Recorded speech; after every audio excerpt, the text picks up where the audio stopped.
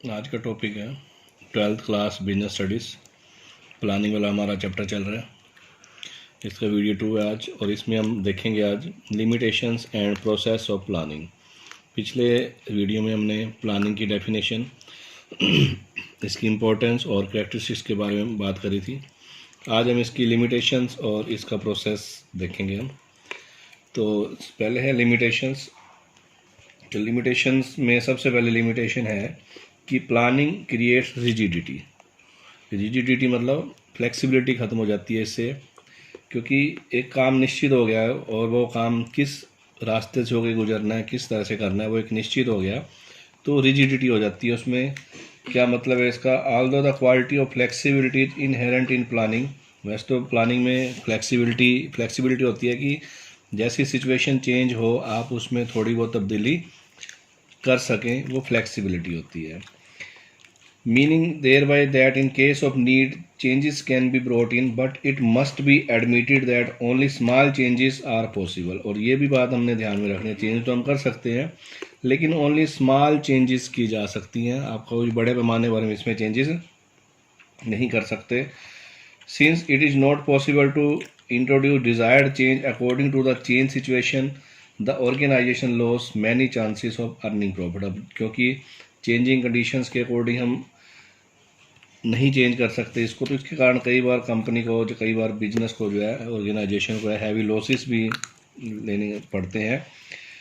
और for this limited flexibility in planning both the internal as well external factors are responsible, और these facts are called internal and external inflexibility. Flexibility होती है लोचशीलता, और inflexibility होती है लोचहीनता, मतलब जिसको हम चेंज नहीं कर सकते। दो तरह की इन्होंने इनफ्लेक्सिबिलिटी बताई। एक तो इंटरनल में क्या है? At the time of planning the objectives of the organisation, its policies, procedures, rules, programmes etcetera are determined, और it is very difficult to bring in change time and again. It is non internal flexibility. जो हमारे firm के business के अंदर से, organisation के अंदर की जो चीज़ें हैं उनमें हम ऑब्जेक्टिव्स को इंक्लूड करते हैं, और प्रोग्राम्स, रूल्स, प्रोसीजर्स, ये इंटरनल इनफ्लेक्सिबिलिटी होती है। और एक्सटर्नल इनफ्लेक्सिबिलिटी क्या होती है? These factors are beyond the control of planners, the chief among them are political climate. जो राजनीतिक वातावरण है, सरकार बदल गई है, उसके कारण भी कुछ प्लानिंग्स चेंज करनी पड़ती हैं हमें। इसी तरह से as a result of change in new government brings up a new trade policy of taxation, import export policy etcetera. All these changes make very sort of planning a meaningless waste, बेकार हो जाती है, क्योंकि हर सरकार की अपनी अलग policies होती हैं, अलग प्लानिंग्स होती हैं, उसके अकॉर्डिंग मतलब वो एक्सटर्नल इनफ्लेक्सिबिलिटी है जिसको हम चेंज नहीं कर सकते उस समय का फ़ायदा उठाने के लिए। दूसरी है planning does not work in dynamic environment. Dynamic क्या होता है? डायनामिक होता है परिवर्तनशील, जो नित्य बदलता रहता है, दैट इज कॉल्ड डायनामिक। तो planning based on the anticipation of future happening. Planning किस पर बेस्ड है? भविष्य पर निर्धारित है, ये भविष्य पर डिपेंड करता है, फ्यूचर के लिए है ये। तो सिंस फ्यूचर इज अनसर्टेन, और फ्यूचर जो है अनसर्टेन है, एंड डायनामिक और परिवर्तनशील है, therefore the future anticipation are not always true नहीं होती, और 100% तो ट्रू हो ही नहीं सकती, क्योंकि ये सिर्फ अनुमान होता है हमारा, एंटिसिपेशन होती है फ्यूचर के बारे में। Therefore to consider planning as the basis of success is like a leap in the dark. अंधेरे में तीर मारने जैसी बात होती है। Generally a longer period of planning makes its less effective. अगर हम लंबे समय के लिए प्लानिंग बनाते हैं तो लेस इफेक्ट होती है, तो हमें थोड़े थोड़े समय के लिए प्लानिंग बनानी चाहिए। Therefore it can be said that planning does not work in dynamic environment. इसलिए हम कह सकते हैं एक लिमिटेशन के तौर पर कि planning can not work in dynamic environment. एक एग्जाम्पल दिया इन्होंने। For example, a company anticipated that the government was thinking about allowing the export of some particular product. की ऑर्गेनाइजेशन ने ये प्लान किया किसी पार्टिकुलर प्रोडक्ट के लिए, एक्सपोर्ट के लिए उन्होंने प्लान किया। With this hope the company started manufacturing that product, और इसी होप के साथ कंपनी ने उस प्रोडक्ट को बनाना शुरू कर दिया। But the government did not allowed the export of this product, और सरकार बदल गई, पॉलिटिकल एनवायरनमेंट चेंज हो गया, और सरकार ने इस प्रोडक्ट को एक्सपोर्ट करने की अलाउड नहीं किया। इन this way the wrong anticipation proved all planning wrong और इनकरेक्ट, और इसके कारण जो है गलत एंटिसिपेशन के कारण, गलत पूर्वानुमान के कारण जो सारी प्लानिंग जो है बेकार हो गई और इससे हमें प्रॉफिट की जगह लॉस हुआ। तीसरा है प्लानिंग रिड्यूस क्रिएटिविटी। प्लानिंग हमने बता दी कि ये हमारे उद्देश्य हैं, ये पॉलिसीज़ हैं, ये रूल्स हैं और इसके अकॉर्डिंग ही हमने काम करना है। तो जो प्लानिंग उनकी जो किसी पर्सन की जो क्रिएटिविटी होती है वो इससे ख़त्म हो जाती है। उनको एक निश्चित रास्ते पर चलना होता है और मतलब हम लकीर का फ़कीर कह सकते हैं उसको। तो उसी according to Terry planning strangulates the initiative of the employees and compels them to work in an inflexible manner, कि हमने जो प्लान कर दिया, जो रास्ता बता दिया, जो पाथ निश्चित कर दिया, उस पर ही चलकर आपने काम करना है, तो क्रिएटिविटी ख़त्म हो जाती है। Planning reduces creative, planning involves huge costs, मतलब बहुत ज़्यादा कॉस्ट लगती है। ये तो अभी हम सोचते हैं कि हमने घर बैठे प्लानिंग कर ली, लेकिन नहीं, जो ऑर्गेनाइजेशंस के लिए प्लानिंग बनाई जाती है उस पर बहुत ज़्यादा खर्चा होता है।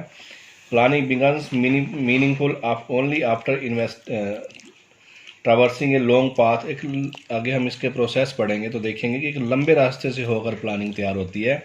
बहुत सारे प्रोसेसेस हैं उसमें और उन पर कॉस्ट भी बहुत ज़्यादा लगती है, टाइम भी लगता है। तो ह्यूज कॉस्ट है, ये भी इसकी लिमिटेशंस हैं। और planning is a time consuming process, इसको हम फोर्थ पॉइंट के साथ जोड़कर बोल सकते हैं कि कॉस्ट भी लगती है और क्योंकि इसका प्रोसेस बहुत लंबा है, अभी आगे पढ़ेंगे हम इसके बाद इसी वीडियो में ही। तो टाइम कंज्यूमिंग है, टाइम बहुत ज़्यादा लगता है उसमें। And planning does not guarantee success, और आपने प्लान कर लिया इसका मतलब ज़रूरी नहीं है कि आप जो है सफल ही हो जाओगे। Such a thinking makes them neglect their real work, हमें उसके लिए काम करना पड़ेगा, खाली प्लानिंग नहीं बनानी। कोई बच्चा प्लानिंग बना ले कि मैंने 100% 90% नंबर लेने हैं और उस पर काम ना करे, मेहनत ना करे, तो उस प्लानिंग का कोई फ़ायदा नहीं है जब तक उस पर रियल वर्क ना हो जाए। In this way planning offers a manager a false sense of security and makes them careless, कि प्लानिंग हो गई है और वो केयरलेस हो जाते हैं मैनेजर्स वगैरह। Since we can say that mere planning does not ensure success, rather efforts have to made for it, कि सिर्फ प्लानिंग करना, सिर्फ सोचने से कुछ नहीं होता, उसको करने के लिए काम भी हमें करना पड़ेगा। हमने लिमिटेशंस देखी हैं, इसका मतलब ये तो नहीं है कि हम प्लानिंग करना ही बंद कर दें। तो कंक्लूजन में हम निष्कर्ष निकालेंगे इसका। After having studied the limitations of planning it can not be conducted that planning is unnecessary, हम ये तो नहीं कह सकती प्लानिंग अननेसेसरी, अनावश्यक है। और it is only a luxury which only big organisation can afford, यहाँ एक ये लग्जरी है जो सिर्फ बड़ी ऑर्गेनाइजेशन अफोर्ड कर सकती है, but the reality is different, लेकिन वास्तविकता अलग है। It is an important part of management, पिछले हमने वीडियो में इम्पोर्टेंस पढ़ी इसकी, तो वहाँ हमने देखा कि it is an important part of management and it deserve sufficient attention, और इस पर पूरा अटेंशन दिया जाना चाहिए। It is not a question of whether plans should be formulated और not, but how well they should be plan, कि कितनी अच्छे तरीके से उनको प्लान किया जाए ये देखना हमने। The plans can be made effective after removing the hurdles coming in the way, जो उनके मार्ग में जो हर्डल्स हैं, जो बाधाएं हैं, उनको दूर करके हमें इफेक्टिव प्लानिंग बनानी है। तो ये इसका कंक्लूजन है। इसके बाद हम देखेंगे इसका प्लानिंग का प्रोसेस। अब है प्रोसेस ऑफ प्लानिंग, नियोजन प्रक्रिया।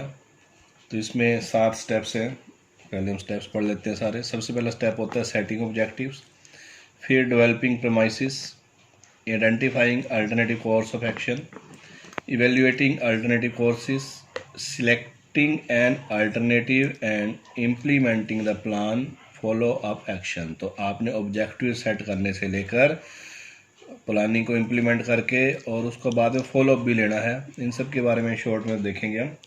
सबसे पहले है सेटिंग ऑब्जेक्टिव्स। तो सबसे पहला काम क्या है कि हमें कहाँ पहुँचना है, where to, what to achieve, मतलब हमें प्राप्त क्या करना है, क्या हमारा उद्देश्य है। तो सबसे पहले तो आपने ऑब्जेक्टिव सेट करना है, बाकी की कार्रवाइयाँ उसके बाद ही होंगी।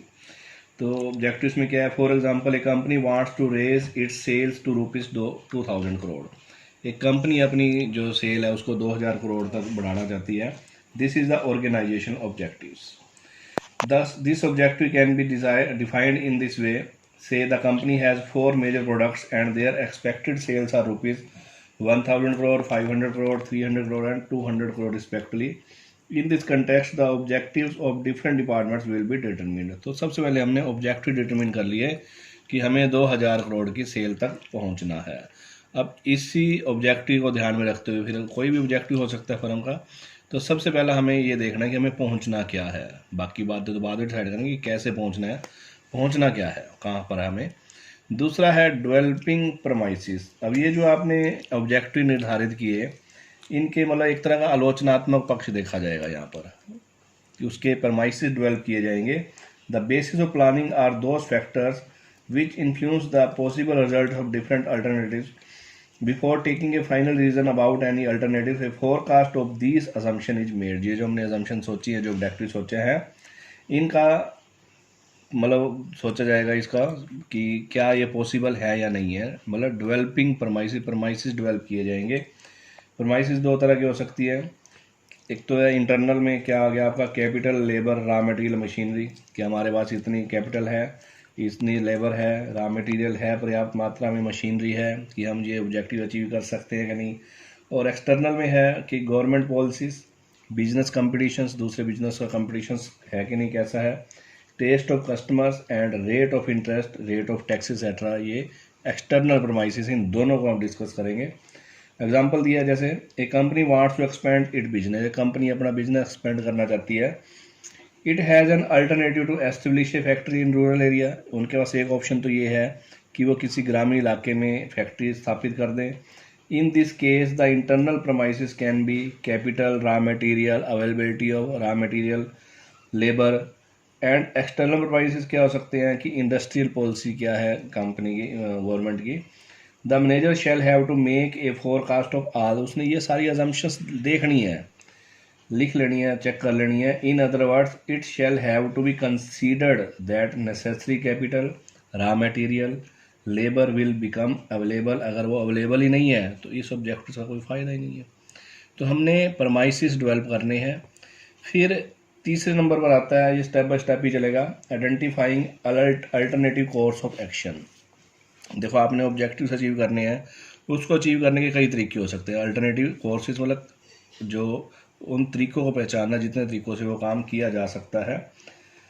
Generally there is no work which has no alternative method of doing. कोई भी काम हो उसके अल्टरनेटिव्स होते हैं काम करने के। On the basis of the objectives of the organisation and the limitations of planning, alternative course of doing a particular work can be discovered. For example, if an organization has the object of expanding a business, एक company जो अपना business expand वाला बढ़ाना चाहती है, तो इसके क्या क्या अल्टरनेटिव हो सकते हैं। पहला आता है जी, by expanding the existing business. For example, if a company is engage in producing particular size of TV set, it can start producing TV set of different sizes. कि एक निश्चित साइज की टीवी बना रहे हैं तो दूसरे साइज की टीवी बनाने शुरू कर दे। एक तो ये है फार्मूला। दूसरा अल्टरनेटिव हो सकता है bye entering other area of production, की टीवी के साथ वो रेफ्रिजरेटर बनाना भी शुरू कर दे। और तीसरा हो सकता है कि किसी और कंपनी के साथ, किसी और बिजनेस के साथ कोलैबोरेशन कर ले।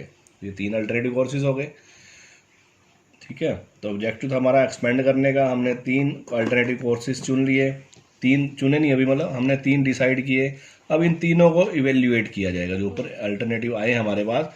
चौथे स्टेप में जो है, प्रोसेस के चौथे स्टेप में, 4th स्टेप में आपने इन अल्टरनेटिव कोर्सेज को इवेल्युएट करना है, मतलब मूल्यांकन करना है, उसके गुण दोष देखने हैं। और जब आपने गुण दोष देख लिए तो हमने क्या करना है, सिलेक्टिव एंड अल्टरनेटिव। सिलेक्शन में हम क्या करेंगे, दी बेस्ट अल्टरनेटिव जो होगा उसी को चूज़ करेंगे हम। अच्छी तरह से डिसाइड करने के बाद, इवेल्यूएट करने के बाद, हमने एक दी बेस्ट अल्टरनेटिव को चूज़ कर लेना है। और उस चूज़ करने के बाद हमने क्या करना है, उस प्लान को इम्प्लीमेंट करना है, लागू करना है। इम्प्लीमेंट हो गया, लागू हो गया। अब लागू हो गया, हमने यही नहीं छोड़ देना इसको। मान लो आपने 6 मंथ्स के लिए प्लानिंग बनाई है, तो बीच बीच में आपने उसको फॉलो अप देखना कि क्या वो हमारे जो प्लानिंग की थी ठीक तरीके से चल रही है, नहीं चल रही है, उसमें कुछ चेंजेस करने की ज़रूरत है या नहीं है। तो फॉलो अप होना बहुत ज़रूरी है। तो ये आपका जो फॉलोअप होता रहेगा, उसमें कोई कमी पेशी है तो हम थोड़ी बहुत उसमें चेंजेस कर देते हैं, मतलब एक प्लानिंग, नई प्लानिंग बन जाएगी। मतलब ये जो प्लानिंग है कंटिन्यूस प्रोसेस है, लगातार चलने वाली प्रक्रिया। हमने इसकी विशेषताओं में देखा था। तो फॉलो अप ज़रूर करना है। तो ये था इसका आपका अपना प्रोसेस ऑफ प्लानिंग। तो इसको अच्छे से वॉच करें, सुने वीडियो को और स्टडी करें, और कोई प्रॉब्लम हो तो कमेंट बॉक्स में कमेंट करें, और वीडियो को लाइक और शेयर ज़रूर करें, और अभी तक सब्सक्राइब नहीं किया है तो सब्सक्राइब भी करें। Thank you.